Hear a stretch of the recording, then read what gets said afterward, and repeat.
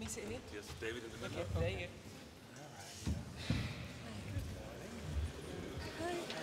you go. Good morning.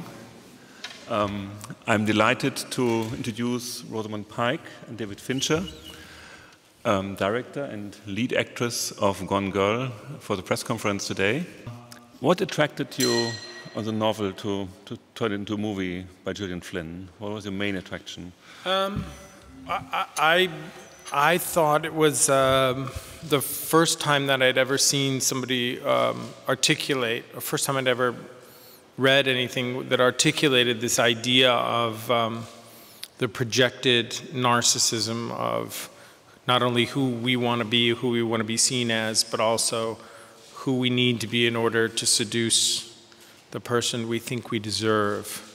And how, you know, you could talk about the 7-year itch, and you can talk about how marriages, you know, that fail half the time are about people losing interest in one another. But I think there's also a real interesting idea that we somehow feel let down by our mates because they find 3 or 5 years into a marriage that they no longer have the energy to continue to fake being the person that we became interested in.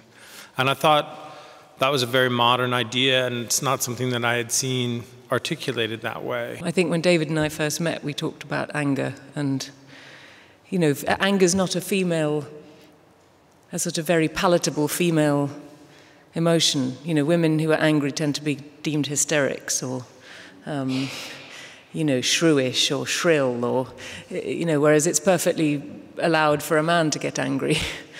And I think that, I don't know, that really interests me anyway.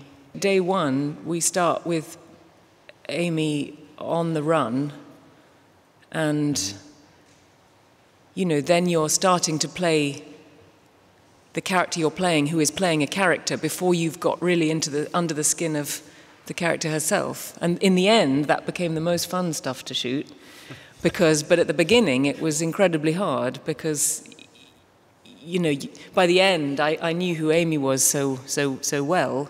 And you try and obviously know who Amy is at the beginning, but somehow, as much preparation as you do, you can never start at the place you end up in, can you?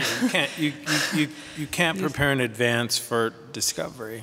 You know, you have to allow it to happen. Yes, David, we'd sit in rehearsals, and David would sort of push cupcakes towards me during the early days of rehearsals.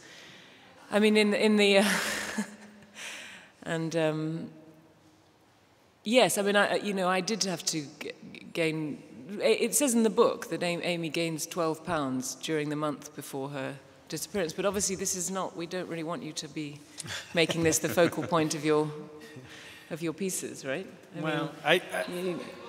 know, yeah. But I mean, we tend to deal with it, or I tend to deal with it more in terms of playing Amy over different periods of her life, being a bit more vague, but and therefore weight changes. Are sort of, you know, involved with that.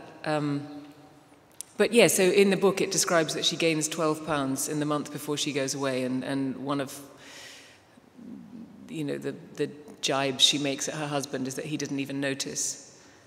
And sure, my first instinct was, oh, I can do this by eating avocados and macadamia nuts, and then I realized that that's not the kind of weight we wanted to gain, so then I just went for milkshakes and burgers and fries. And then had to lose it again.